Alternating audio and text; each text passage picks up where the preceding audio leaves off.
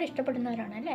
ധാരാളം പണം നമ്മുടെ കയ്യിലുണ്ടായിരുന്നെങ്കിൽ, അല്ലെങ്കിൽ ആവശ്യാനുസരണം പണം നമ്മുടെ കയ്യിലുണ്ടായിരുന്നെങ്കിൽ നമ്മുടെ പ്രിയപ്പെട്ടവർക്കൊക്കെ നമുക്ക് അവരാഗ്രഹിക്കുന്ന വിധത്തിൽ എന്തെങ്കിലും സാധനങ്ങൾ വാങ്ങിച്ചു നൽകാമെന്നും, നമ്മൾ ആഗ്രഹിക്കുന്ന പോലെ നമുക്ക് ഇഷ്ടമുള്ള സ്ഥലങ്ങളിലേക്ക് യാത്ര പോകാമായിരുന്നു, നമുക്ക് ഇഷ്ടപ്പെട്ട സാധനങ്ങൾ വാങ്ങിക്കാമെന്നൊക്കെ നമ്മൾ വിചാരിക്കും.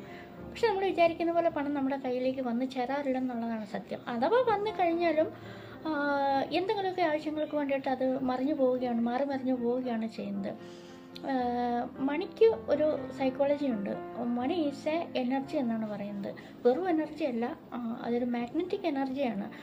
അതായത് പണം എവിടെയാണോ കൂടുതലുള്ളത് അവിടേക്ക് പോകാനാണ് അതിന് ഇഷ്ടം. അധികം തനിച്ചിരിക്കാൻ ഇഷ്ടമല്ല. എവിടെയാണ് കൂടുതൽ പണമുള്ളത് അവിടേക്ക് അത് ആകർഷിച്ച് ചെല്ലും. അതുപോലെ നമുക്കും മണിയെ ആകർഷിച്ചെടുക്കാൻ സാധിക്കും. നമ്മുടെ പേഴ്സിനകത്ത് നമ്മൾ ഒരു 1000 നോട്ട് എടുക്കാതെ തന്നെ നിവർത്തി മനോഹരമാക്കി വെക്കുക. ഇടയ്ക്ക് നമ്മളതെടുത്ത് നോക്കുമ്പോൾ അതിനോട് തന്നെ പറയും I love you, I respect you എന്ന്. അതൊരു ഊർജ്ജമായതുകൊണ്ട് തന്നെ അതും റെസ്പെക്റ്റ് ആഗ്രഹിക്കുന്നുണ്ട്.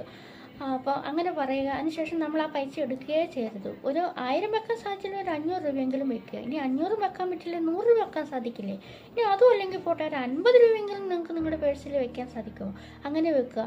ആ 50 രൂപ വേറൊരു 50 രൂപയെ ആകർഷിച്ച് അതിൻ്റെ കൂടെ കൊണ്ടുവരുന്നതായിട്ട് നിങ്ങൾക്ക് ഒട്ടും താമസിയാതെ തന്നെ കാണാൻ പറ്റും. അപ്പോൾ ഇതുപോലത്തെ മണി ട്രിക്കുകളായിട്ട് ഞാൻ വീണ്ടും വരുന്നതാണ്. അപ്പോൾ അടുത്ത വീട്ടിൽ നമുക്ക് കാണാം. അതുവരെ നന്ദി, നമസ്കാരം.